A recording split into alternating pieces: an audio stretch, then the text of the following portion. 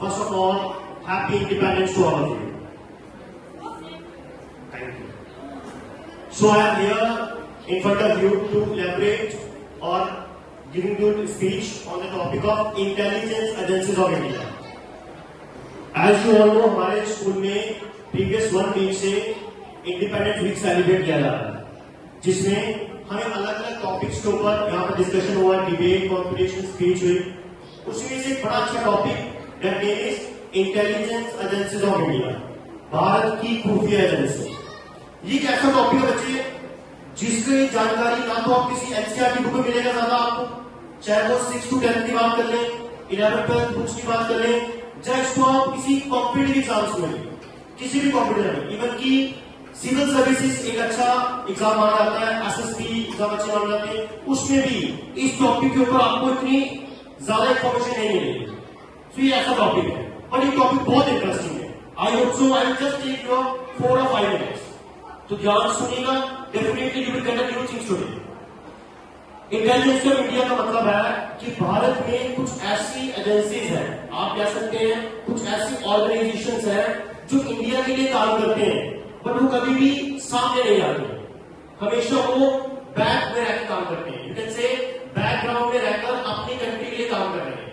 जैसे हम देखते हैं इंडियन आर्मी, बहुत रिस्पेक्ट है, हमेशा सोचते हैं कि भाई हमारी कंट्री में जो भी घटनाएं घट रही हैं उनसे हमें प्रोटेक्ट किया जा रहा है। Indian army, Indian air force, Indian navy and other paramilitary forces, जिसको अपनी डिफेंस फोर्सेज बोलते हैं। यहाँ पर पिक्चर भी डिस्प्ले है, यहाँ पर देख सकते हैं। इन सबका बहुत इंपॉर्टेंट रोल है, कोई डाउट नहीं। यस, मेरी कुलीग सुभिंदर सर ने एक्सप्लेन किया कि ऑपरेशन सिंदूर के दौरान किस तरीके से हमारी फोर्स ने रिटेलिएट करके जो पाकिस्तान ने हमारे ऊपर किया, पहलगाम में एनिवर्सरी फंक्शन में भी बताया, उसको रिटेलिएट करके कैसे रिस्पॉन्स दिया। बट बच्चे एक पॉइंट बड़ा इंपॉर्टेंट है यहाँ पर करना कि ये जो रिटेलिएशन हुआ है, जो उनको रिप्लाई किया गया है, वो एक काम में किसने किया है, that is intelligence agency of India. एक बड़ी न्यूज आपने सुनी होगी, बार बोल रहा है इंडिया ने अपने टारगेट सटीक तरीके से नष्ट किए पाकिस्तान के। नूर खान एयर बेस पाकिस्तान में डिस्ट्रॉय कर दिया गया, उनके जो लॉन्चिंग पैड्स थे वो नष्ट कर दिए गए। ये लॉन्चिंग पैड की इंफॉर्मेशन कहां से है? एनीवन गेस कि वहां लॉन्चिंग पैड बने हो? इंडियन आर्मी हॉस्पिटल देंगे, वहां पर जो जानकारी, जो इंफॉर्मेशन हमारे लेके आते हैं, that will be called as a intelligence agencies of India। इसमें बड़ा फेमस नाम है, नाम सुना होगा आपने, रॉ, सुना नाम है आपने? इंडिया की बड़ी फेमस इंटेलिजेंसी है, नेम है raw, full form is research analysis wing.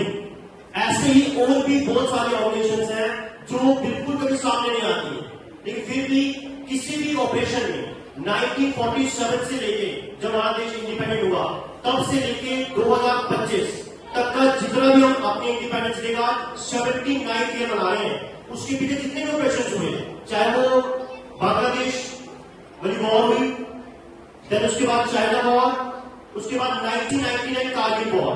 अभी भी आप गूगल पे सर्च करके देखेंगे तो ये क्लियर कट लिखा हुआ है कि अगर कारगिल वॉर में रॉ एजेंसी नहीं होती तो हम ये वॉर कभी जीत नहीं सकते। ये क्लियर कट है। तो जो रॉ है ना बेटा, उसकी ना तो कोई यूनिफॉर्म है, कौन उसके अंदर काम कर रहा है, कौन उसका चीफ है, ये बहुत लिमिटेड जानकारी है, चाहे आप जो गूगल पे भी कर लीजिए। इतना खुफिया रखा जाता है। मतलब हमारे लिए खुफिया क्या होता है, हम किसी को कैसे खुफिया बनाते हैं। जैसे मैंने पहले एग्जाम्पल दिया, मैंने सुभिंदर सर को कहा सर ये बात किसी से नहीं बोलना, might be there good friend Rahul sir ये बात आप किसी को नहीं बोलना। राहुल सर ने कॉमनर को बोल दिया ये बात किसी को नहीं बोलना। हमारे सीक्रेट ऐसे होते हैं, बट बच्चे जो ये सीक्रेट जैसे होती है ना, ये इतनी ज्यादा बात को सीक्रेट रखती है कि अपना नाम तक डिक्लेयर नहीं करती। एक बड़ी इंटरेस्टिंग फैक्ट बताता हूं, इनमें जो लोग काम करते हैं, वो भी बड़े सोल्जर्स है, बट वो ऐसे सोल्जर्स हैं जिनकी अगर डेथ होता है इन केस, तो उनको बच्चे अपनी कंट्री के लोग वेरीफाई नहीं करते। ये वो लोग हैं। अगर से एग्जाम्पल कोई व्यक्ति रॉ के अंदर काम कर रहा है, रॉ जो एजेंसी है वो फॉरेन में हमारे काम करती है, फॉरेन अफेयर्स में काम करती है। अब वहां पे किसी डेथ हो जाती है एग्जाम्पल, तो आपको पता है हार्ट ट्रेजेडी क्या है कि हमारी इंडियन गवर्नमेंट उनको पहचानेगी भी नहीं, जब वो काम किसके लिए कर रहे हैं, देश के लिए काम कर रहे हैं, बट लास्ट में देश ही उनको नहीं पहचानता है। इतनी बड़ी ट्रेजेडी है। सो आई थिंक सो जितनी रिस्पेक्ट इस देश में पैरामिलिट्री फोर्सेस को दी जाती है, डिफेंस फोर्सेस को दी जाती है, मुझे लगता है उतने आपको नॉलेज होनी चाहिए, उतनी ही रिस्पेक्ट, उतना ही हमारे लिए प्राउड करेज शुड भी कह सकते हैं हम, वो किसके लिए होना चाहिए, हमारी इंटेलिजेंस एजेंसीज के लिए होना चाहिए। इसके लिए बॉलीवुड में बहुत सारी मूवीज है, हॉलीवुड में भी है, बॉलीवुड में भी है। आप सबने मूवी देखी होगी एक का टाइगर, यस और नो? एक का टाइगर रिसेंटली मूवी आई वॉर, अभी कल एक मूवी रिलीज हुई है वॉर 2। इन सभी मूवीज में क्या दिखाया गया बेटा, ये सब स्पाइस के बारे में, SPY, खुफिया जो लोग हमारे लिए काम करते हैं। और आप अगर मूवी को देखेंगे, जब उनमें आप नोटिस करेंगे तो इनमें ऐसे ऐसे ऑपरेशन करती है जिसके बाद कई लोगों की डेथ हो गई। और इसमें क्या होता है बेटा, से एग्जाम्पल मैं और सुभिंदर सर या राहुल सर तीनों किसी एजेंसी में काम कर रहे हैं, हम किसी ऑपरेशन के फॉरन में हैं, माइट भी अगर हमारे एनिमी ने सुभिंदर सर को पकड़ लिया, आपको पता है इसमें क्या मेन चीज है, मैं और राहुल सर उसकी सपोर्ट नहीं करेंगे, इसको छोड़ देंगे करने के लिए, नहीं कर सकते। क्यों? ऐसा इनको तैयार किया जाता है। मतलब इतना हार्ड होता है कि अपने सामने अपने फ्रेंड को, कुलीग को कुछ नहीं कर सकते, मतलब उसकी रोक नहीं सकते, कुछ नहीं कर सकते। क्यों? वहां पर एक वर्ड आता है, दैट इज इंडिया फर्स्ट। वहां पर वर्ड क्या आता है बेटा, इंडिया फर्स्ट। उनके लिए कुछ नहीं है। ऐसा माना जाता है कि जो ये इंटेलिजेंस के लोग होते हैं, इनके लिए गवर्नमेंट की से क्या है, एक बैंक अकाउंट नंबर है, हमारी कमर्स में भाषा में बोलते हैं artificial account, just artificial person, बस, और कुछ भी नहीं है। तो ऐसे लोगों के बारे में जो ये ऑर्गेनाइजेशन है, that will be called as a intelligence agencies of India.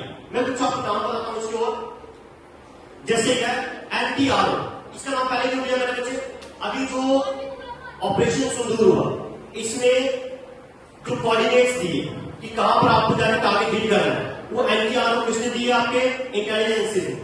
NTRO ने दिए अपनी मिनिस्ट्री ऑफ होम अफेयर्स को, डिफेंस को दी, उसकी वजह से वो टारगेट को तबाह कर पाए।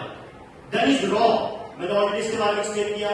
देन IP, इंटेलिजेंस ब्यूरो, ये क्या करती है, देश के अंदर जितनी भी घटनाएं घट रही है उसके अंदर, चाहे वो बम ब्लास्ट हो, किसी भी तरीके का, हर जगह पे खुफिया तरीके से, विदाउट वेयरिंग यूनिफॉर्म।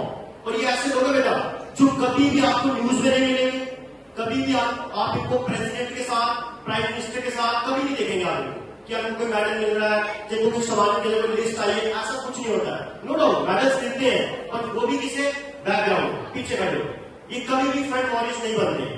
लेकिन देश के अंदर सबसे ज्यादा सटीक रोल किसका है, इंटेलिजेंस एजेंसीज का है।